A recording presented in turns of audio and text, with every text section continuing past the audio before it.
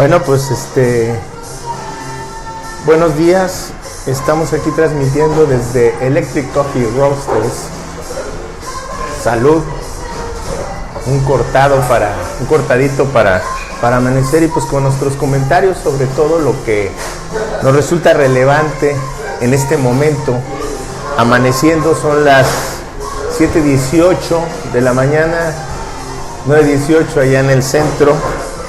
Y pues, ¿qué les digo? Amanecimos con bronconeumonía algunos, ¿no?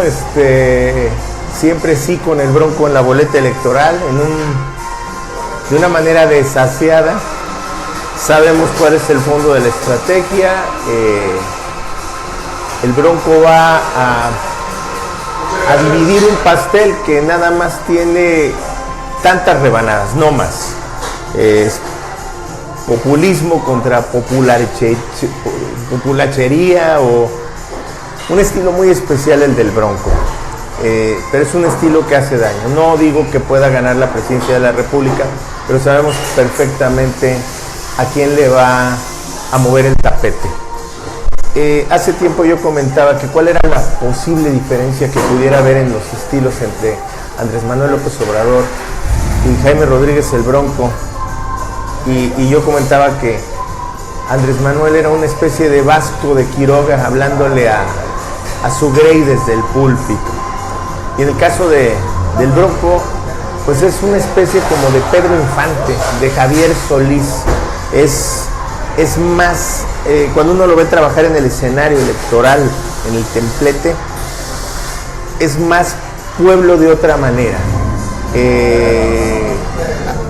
Habrá que verlo. Dice que fue un pésimo gobernador de Nuevo León. También llegó precedido de esa mala fama como candidato a la presidencia de la República. Ojo, no digo que tenga oportunidad de ganar, pero sí digo que tiene oportunidad de bajarle el nivel en las encuestas allá saben quién. Y sí pone la cosa grave, porque con la posible declinación en un momento dado del otro lado, ya sea de parte de Margarita, o que se pongan de acuerdo, o que llamen al voto útil, pues el escenario se complica para Andrés Manuel López Obrador. En la semana pasada estuvieron pasando todos por el escenario de American Chambers, que es una cámara de empresarios americanos y mexicanos,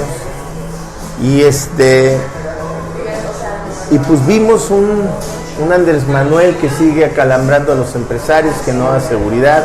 Vimos una Anaya con su tecnopolítica y su tecnopropuesta, que de alguna forma no empata con la emoción social. Es una especie como del androide de la política mexicana, pero va caminando, es brillante, indudablemente. Anaya, Mid, sigue sin pena, sin gloria. Y casualmente Margarita, en una medida que hace el diario Reforma, el aplausómetro le llaman, ahí en ese escenario de American Chambers, fue la más aplaudida. Por cierto, me llamó la atención porque sigue atacando a Andrés Manuel con eso de ropavejero.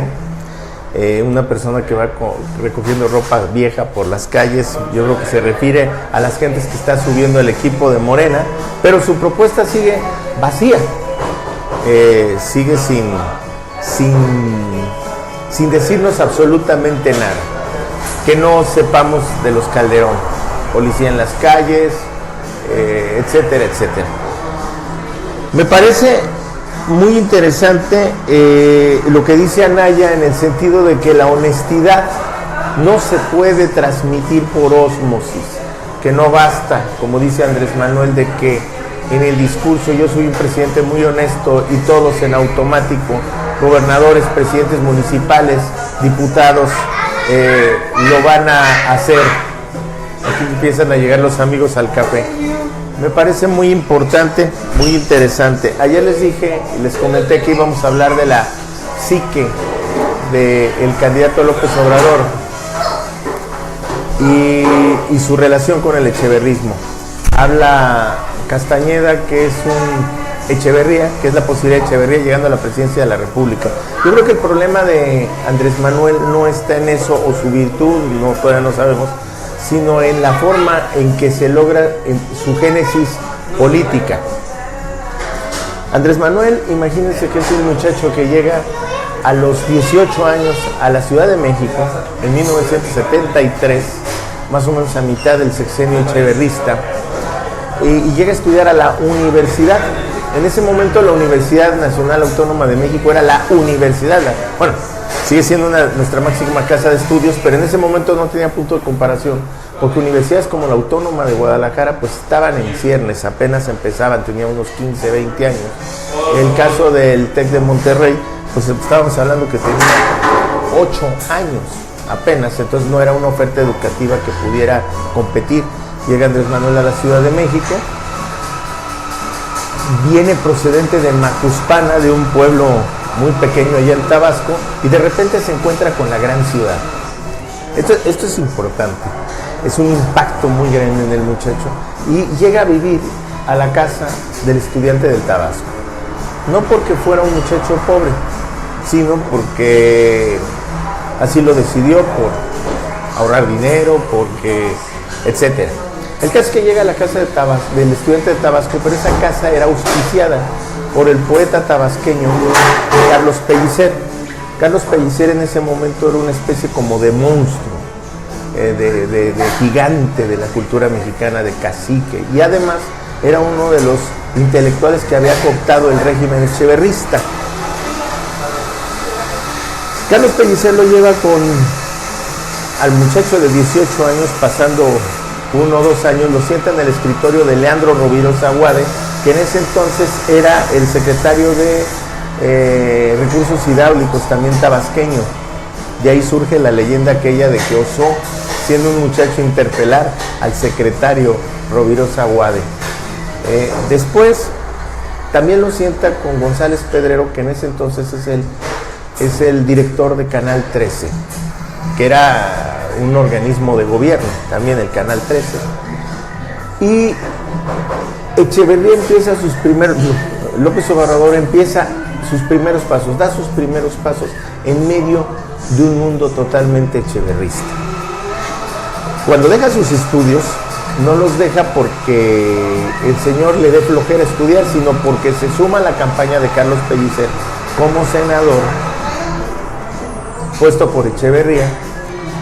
Y en ese momento, en el 76, al final del sexenio de Luis Echeverría, existe la ambición del presidente transeccional y hace su jugada para permanecer en el poder, poniendo los gobernadores que van a concluir sus sexenios en ese momento, poniendo gobernadores afines para tener control territorial, y los que no le eran afines, con estrategias de política sucia, los hace renunciar para que pongan sustitutos y convoquen a elecciones y ponerlos afines. De esa manera llega con carro completo territorial Echeverría al siguiente sexenio, eligiendo como candidato a la presidencia al que consideraba menos apto y que pudiera manejar a su amigo López Portillo. Leandro Rovirosa, echeverrista de hueso colorado, es quien le da la chamba como delegado del Instituto Nacional Indigenista, o sea, se la consigue a López Obrador en la Chontalpa, en la región de la Chontalpa. Después terminaría, de hecho, ahí es en donde surge la cuestión de la toma de los pozos petroleros, ya en la pugna entre echeverristas y López Portillistas.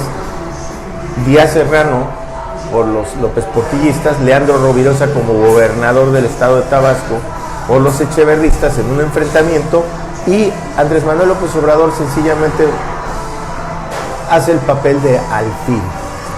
Después termina, González Pedrero lo ubica en la presidencia del PRI en el estado de Tabasco, renuncia por presiones internas, le ofrece la Secretaría de Gobierno, no la quiere y se va a la Ciudad de México, retoma sus estudios, por eso empieza demasiado tarde, y empieza en el Instituto Nacional del Consumidor a trabajar.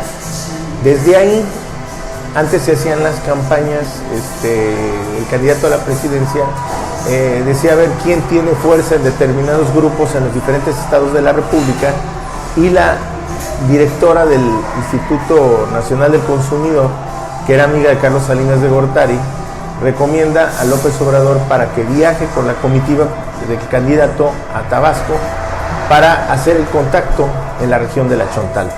Ahí es en donde se encuentra con Graco Ramírez, y Graco Ramírez le da el bandazo hacia el Frente Cardenista de Renovación Nacional, y allá empezamos a conocer la historia de López Obrador. Pero lo importante de todo esto es que en el echeverrismo hay una lucha inconclusa, o sea, se termina el echeverrismo con una lucha inconclusa que inicia Echeverría al inicio de su sexenio, y esto tiene que ver con el gran fracaso del modelo del desarrollo estabilizador a finales de los 60, que hace crisis, el país no se industrializa, como comentaba yo ayer en un comentario en el Facebook, se sostiene ese modelo sobre dos pilares. Uno, la anuencia del movimiento sindical corporativo para permitir una política de salarios bajos que permitiera al empresario invertir más en la industrialización, y otra, la de una política fiscal tenue para ellos, para permitir todavía mayor capacidad económica. La verdad es que los empresarios no le apostaron ni a la ciencia, ni a la innovación, ni a la tecnología, y la supuesta industrialización del país terminó en un fracaso, como otros experimentos económicos. Echeverría al inicio de su sexenio tiene dos disyuntivas, o el modelo de recesión, porque aparte está el impacto de una recesión mundial, o dar el mandazo e iniciar lo que hizo él, una lucha por la hegemonía del Estado nuevamente sobre el poder económico, y eso distingue ese sexenio. Al final del mismo hay una continuación a través de López Portillo, pero queda inconclusa la lucha. Al final hay una guerra civil al interior del PRI, gana Salinas de Gortari con el fraude que todos conocemos en el 88, salen los nacionalistas revolucionarios por una puerta, los tecnócratas se quedan con el castillo, con el emblema, se suman otros grupos de derecha y empieza la época del neoliberalismo mexicano. De ahí proviene la psique de política de Andrés Manuel López Obrador. Si hay que decir una cosa, antes los presidentes como Echeverría les debían la magia de su poder a la investidura, a la silla, a la institución. En este caso, en el caso de Andrés Manuel López Obrador, estamos hablando de un líder carismático.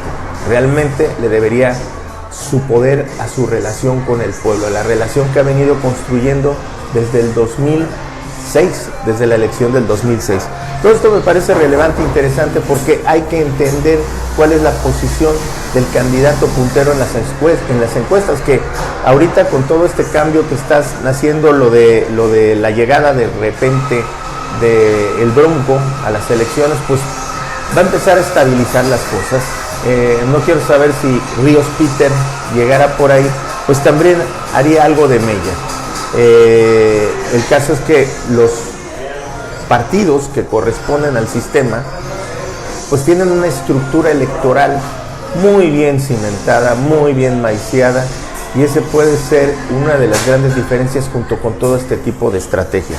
Pero lo importante es que estamos comentando, que estamos discurriendo, que nos estamos informando. Hay que leer las columnas de los periódicos, hay que leer un poquito más para saber realmente por quién debemos de votar. Y pues por mi parte es todo. Mañana nos vemos, y ustedes ya no va a ser préndele, porque ahora ya me corrigieron, va a ser conéctense. Muchas gracias.